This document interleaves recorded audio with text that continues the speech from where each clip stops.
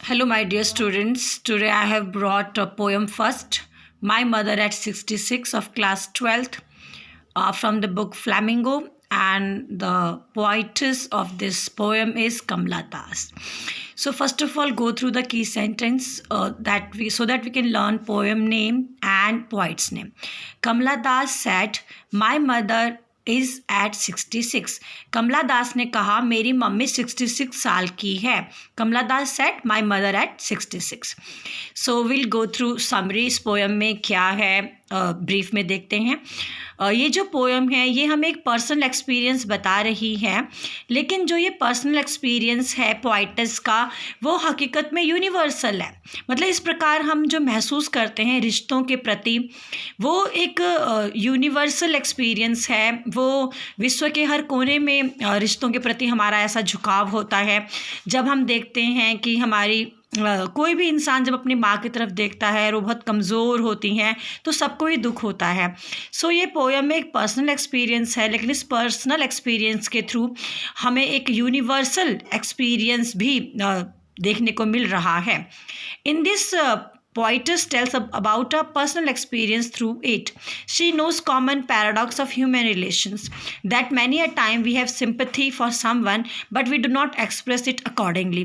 हम किसी के प्रति बहुत सारी भावनाएं रखते हैं, लेकिन आज जो हमारा समाज है इतना भागम भाग है कि हम अपने एक्सप्रेस नहीं कर सकते हैं भावनाएं लोगों के प्रति. सो अब थोड़ा देखते हैं ये पोएम में क्या होता है. फ्राइडे का सुबह है और जो पोइटस है कवयित्री है वो कोचिन एयरपोर्ट जा रही है और साथ में गाड़ी में कार में उसकी माँ बैठी हुई है. उसकी जो मम्मी है वो एक 66 एज की है. उस समय 66 उनकी उम्र थी. और जो उसकी मम्मी है उसने जब अपनी मम्मी की तरफ देखा जो उसके साथ में बैठी हुई थी तो उसने देखा कि जो उसकी मदर है वो डोजिंग कर रही है, मतलब वो जम्भाई ले रही है और उसकी मम्मी का जो माउथ है वो थोड़ा खुला हुआ है. और जो उसकी मम्मी का फेस है वो एक डेड पर्सन के जैसे लग रहा है. डेड पर्सन मतलब हम कॉर्प्स भी कह सकते हैं. तो जिस प्रकार एक मरे हुए इंसान का फेस होता है, पेल होता है, डल होता है, वैसा ही कमज़ोर उसको अपनी माँ का फेस नज़र आता है. तो उस समय कवयित्री को महसूस होता है, वो रियलाइज़ करती है कि मेरी मम्मी अब ज़्यादा समय तक जीवित नहीं रहेगी. उसको बहुत ज़्यादा दुख होता है और वो बहुत ज़्यादा चिंतित है अपनी मम्मी की डेथ को लेके. लेकिन ये जो ख्याल है उसको बहुत दुखी कर रहा था और अपने मूड को चेंज करने के लिए वो गाड़ी से बाहर देखती है, कार से बाहर देखती है. तो जब वो कार से बाहर देखती है उसको ट्रीज स्प्रिंटिंग करते हुए नज़र आ रहे हैं. स्प्रिंटिंग का मतलब होता है रन इन स्पीड. और जो बच्चे हैं वो खुशी से, मैरिली मतलब होता है हैप्पीली, खुशी से बच्चे अपने घरों से बाहर आ रहे हैं. So one time I'll read for you. On Friday morning, the poetess was going to Cochin airport with her mother in the car. Her mother was 66 at that time. When the poet looked at her mother, she found her mother dozing with open mouth. Her face looked as pale as a dead person. The poetess realized that her mother would not live long, but she drove this painful thought of her mother's death away and started looking out of the car.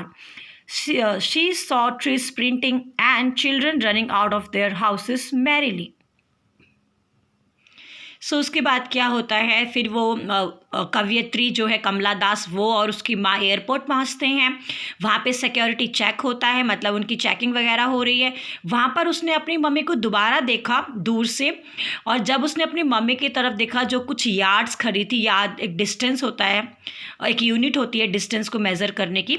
तो उसकी mummy जो काफ़ी yard खड़ी थी, अपने mummy को जब उसने देखा तो उसको अपनी मम्मी का फेस बिल्कुल डल नज़र आ रहा है, उस चाँद के जैसे जो कि सर्दियों का जो चाँद होता है. तो बेटा जो सर्दियों में चाँद होता है वो बहुत डल होता है, ठीक है. और फिर उसको एक दर्द महसूस हुआ, वो डर उसको महसूस हुआ जो उसको बचपन में हुआ करता था जब कभी भी उसको डर लगता था. तो वही डर आज उसे फिर लग रहा है. उसको लग रहा है कि उसकी मम्मी बहुत कमज़ोर हो चुकी है और उसकी मम्मी की डेथ होने वाली है. तो अभी भी वही बचपन वाला दर्द वो महसूस कर रही है. और अपनी इस पीड़ा को छिपाते हुए उसने कहा एंड में अपनी मम्मा को कि मम्मा हम लोग मिलेंगे. और एंड में वो मुस्कुराती रही और फिर वहाँ से चली गई. So students, this was the summary of this poem. I hope आप लोगों को समझ में आया होगा। सो स्टूडेंट्स, ये बहुत इंपॉर्टेंट वर्ड मीनिंग है, डिफ़िकल्ट वर्ड्स हैं, इनको समझते हैं और सेंटेंस फ्रेमिंग भी आपको दे रही हूँ, it will help you in exams. Beside, by side of, जब कोई हमारे बगल में होता है तो हम उसके लिए बिसाइड वर्ड यूज़ करते हैं। She was sitting beside me, वो मेरे बगल में बैठी थी। डोज, स्लीप लाइटली, झपकी लेना जिसे हम हिंदी में कहते हैं, that is called doze. We should not doze in the class, हमें क्लास में झपकी नहीं लेना चाहिए, डोजिंग नहीं करनी चाहिए। Corpse, dead body, the police found a corpse, police को एक डेड बॉडी मिली है, कॉर्प्स मिला है। Sprinting, running fast, children were sprinting in the park, बच्चे पार्क में स्प्रिंटिंग कर रहे थे। Spilling, coming out, players were spilling out of the hall, जो प्लेयर्स हैं वो हॉल से बाहर आ रहे थे। WAN, wan, decrease in size, she met him with wan smile, वो उसको मिली है एक बहुत छोटी सी स्माइल से, वैन स्माइल मतलब होता है डिक्रीज स्माइल से। Put away, discard, she put away a good deal of money, उसने काफ़ी सारा पैसा फ्यूचर के लिए छुपा के रखा है। So these are difficult word in this poem और ये बहुत इंपॉर्टेंट है, so go through these also. So if I talk about message, अगर मैं बात करूँ इस पोएम की मैसेज की, तो इस पोएम में एक बहुत अच्छा मैसेज है। This poem shows that ageing is natural and inevitable, but children get worried and sad by their parents the condition. However, they have to leave their parents behind and fulfill their commitments. It is important for children to look after their parents and render their service as well. So ये poem एक बहुत अच्छा message दे रही है कि जो बुढ़ापा है ये एक नेचुरल प्रोसेस है और इनइवाइटेबल होता है कि हम इसको रोक नहीं सकते। और बच्चे जब अपने माता पिता की बुढ़ापा देखते हैं, कमज़ोरी देखते हैं, तो उन्हें बहुत दुख होता है, लेकिन उनको अपने माता पिता को थोड़े टाइम के लिए छोड़ना पड़ता है, जॉब करने के लिए बाहर जाना पड़ता है, अपनी ड्यूटीज़ निभानी पड़ती है, लेकिन बच्चों को अपनी ड्यूटीज़ भी निभानी चाहिए और साथ साथ अपने माता पिता की सेवा भी करनी चाहिए। So this is a wonderful message given by this poem. So students, if you talk about literary device, अलंकार की बात करें तो इस पोएम में सिमिली है, उपमा इन लाइन्स में, face ashen like a corpse as a late winter's moon, इन दो लाइन में अगर अलंकार की बात करेंगे तो सिमिली होगा, उपमा क्योंकि कंपैरिजन यहाँ पे हुआ है कॉर्प्स में और उसके मम्मी के फेस, कॉर्प्स के फेस में और उसके मम्मी के फेस में। सिमिलरली उसकी मम्मी का जो फेस की डलनेस है वो विंटर मून की डलनेस के साथ हुआ है। सेकेंडली पर्सोनिफिकेशन है, मानवीयकरण अलंकार है क्योंकि ट्रीज़ को स्प्रिंटिंग करते हुए बताया जा रहा है। रेपिटिशन है, smile and smile and smile, इस लाइन में हमारा रेपिटिशन लिटरेरी डिवाइस है। मेटाफर है, रूपक है। चिल्ड्रन स्पेलिंग में मेटाफर है। एंड इमेजरी, इमेजरी होता है जब हम कुछ पढ़ रहे होते हैं, हमारे माइंड में आँखों के आगे इमेजेस क्रिएट होती हैं तो हम उसको इमेजरी कहते हैं, हम उस चीज़ की कल्पना कर पाते हैं। So merry children spilling out of their homes, तो हम जब इस सेंटेंस को पढ़ रहे हैं तो हमें ऐसे लग रहा है कि बच्चे अपने घरों से बाहर आ रहे हैं खुशी खुशी। Morbid atmosphere inside the car, और गाड़ी के अंदर जो मॉर्बिड का मतलब होता है दुख वाला, निराशावादी वाला एटमोसफेयर, सो ये इमेजेस क्रिएट कर रहे हैं एंड सो इन लाइन्स में इमेजरी लिटरेरी डिवाइस है। So students, now I am going to tell you few important question answers जो इस पोएम में हैं। फर्स्ट है, what kind of pain did the poet feel, जो हमारी पोइट है उसको कैसा पेन फील हो रहा है। The poet was very sad as her mother looked as pale as a corpse, she felt that her mother would not live long, this thought of her mother's death gives her a ache. जो poet है वो बहुत दुखी है, वो अपनी mummy को जब उसने देखा तो उसकी मम्मी का फेस उसको एक मृत व्यक्ति के फेस के जैसे डल नज़र आता है और उसको लगता है कि उसकी मम्मी अब ज़्यादा समय तक जीवित नहीं रहेगी और उसकी मम्मी की मृत्यु का जो ये विचार है वो उसको बहुत ज़्यादा दुख दे रहा है, बहुत ज़्यादा दर्द दे रहा है। How do you feel Kamala Das mother was pale and weak, आपको कैसा लगता है कि कमला दास की जो मदर थी वो पेल भी थी और वीक भी थी। सो the poet's mother was dozing with mouth wide open. She looked as pale as a dead body. This shows that she was very old and weak. कमला दास की जो मदर हैं वो जब कार में उनके बगल में बैठी थी तो मुंह खोल के वो डोजिंग कर रही थी, झपकी ले रही थी और उसके साथ साथ उस समय उनका फेस जो है वो एक डेड बॉडी के फेस के जैसे लगता है। तो इससे हमें पता चलता है कि कमला दास की जो मदर थी वो ओल्ड भी थी और वीक भी थी। Why are the young trees described as sprinting? Trees को हमने स्प्रिंटिंग क्यों डिस्क्राइब किया है? मैंने आपको बताया स्प्रिंटिंग का मतलब होता है running fast. The poet looked out of the car and found the trees coming fast towards her. They seem to be running fast but actually the car is running, not the trees.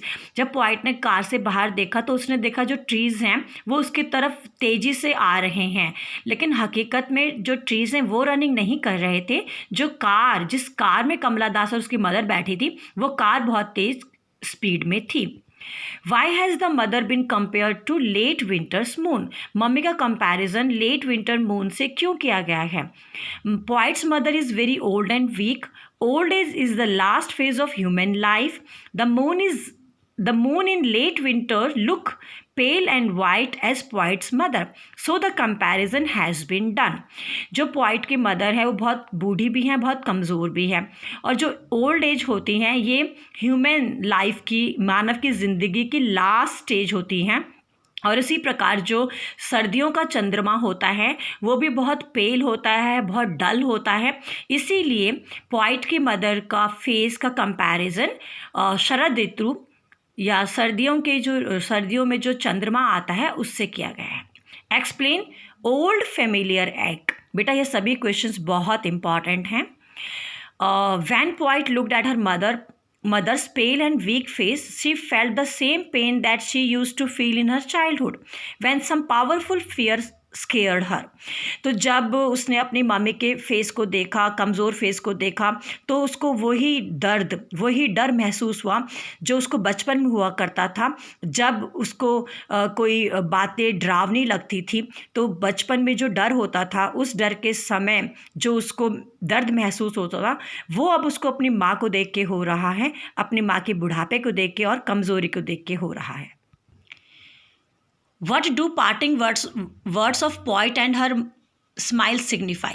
Last में जो poet है वो अपनी mummy से जब departure करती है, अलविदा लेती है, तो कुछ शब्द कहती हैं और मुस्कुराती हैं. इसका क्या मतलब है? The parting word show her positive attitude. She overcomes her pain, fear and assures her that she would soon meet her mother. Repeated use of smile shows her positivity and bravery. अब यहाँ पे कह रहे हैं जो उसके departing words थे वो उसका पॉजिटिव एटीट्यूड बता रहे हैं. उसको जो दर्द था, उसको जो डर था वो उससे बाहर आती हैं और अपने आप को सांत्वना दे रही हैं कि बहुत जल्दी वो अपनी माँ से मिलेगी.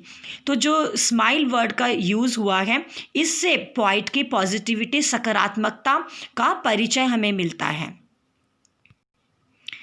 Secondly, what is the significance of the title my mother at 66.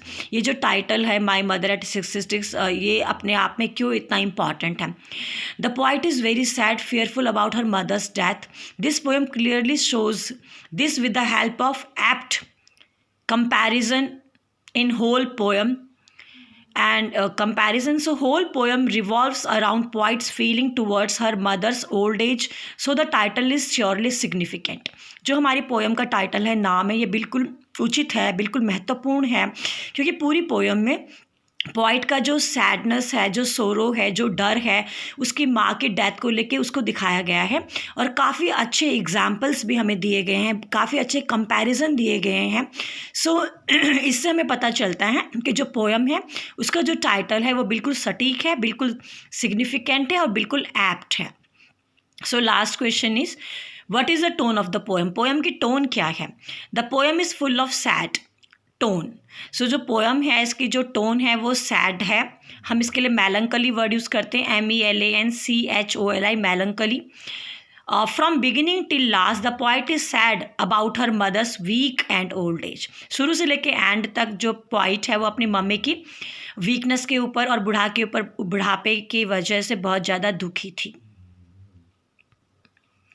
So students, in this video I covered important notes and important question answers. Go through this video and best of luck for exam.